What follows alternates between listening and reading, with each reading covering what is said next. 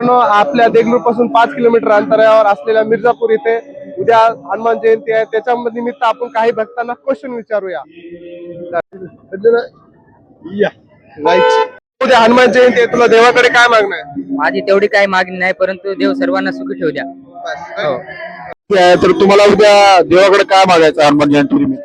हनुमान हे शक्तीचं देवता आहेत आणि विशेष म्हणजे हा हनुमान जयंतीचा उत्सव 95 वर्षापासून सद्गुरू खंडेराव भागवत महाराज यांनी या ठिकाणी चालू केलेला हा उत्सव आहे. बुद्धीची देवता आणि शक्तीची देवता असल्यामुळं सध्या जगावर जे संकट आलंय, या संकटाला पार करण्याची शक्ती फक्त भारतीय संस्कृतीमध्ये आहे आणि ती संस्कृती ते पार करणं फक्त मारुतीरायाच्याच शक्तीमुळे होतं. म्हणून मी मारुतीरायाला एकच मागणं मागन, जगावर आलेलं संकट या जयंतीला तुम्ही घालवावं. समर्थ रामदास स्थापित प्रतिष्ठा करुष है। कर्नाटक, आंध्रा, महाराष्ट्र ये बाउंड्री से बहुत लोग आते हैं यहाँ पर दर्शन के वास्ते। पूजा अर्चना सब होता। बाद में हनुमान जयंती का जन्मदिन होता।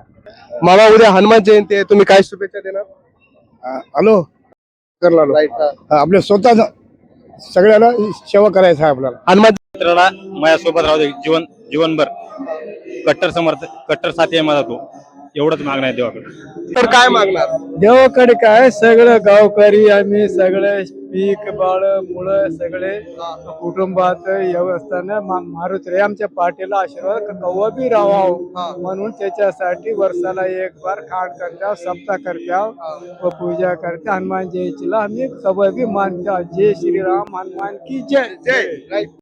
हनुमान जयंती निमित्त सगळ्यांना शुभेच्छा. उद्या एक असा क्षण आहे की आपल्याला बळ बुद्धी देव असं हनुमानजी आपला कृपा करो, अशी आपल्याला शक्ती देव असे प्रार्थना मागतो. आपण सर्वांना सुखी जरो ठेवो. आपण जिथं कुठे जातो, आपण जिथं हनुमान आपल्या पाठीशी राहतो, त्याच्यामुळे आपण त्यांची आराधना करत राहावे, एवढंच हनुमानचरी प्रार्थना. मस्त आहे. तर तुम्हाला देवाकडे काय मागणं आहे? सर्वप्रथम सर्वांना जय श्रीराम, जय हनुमान.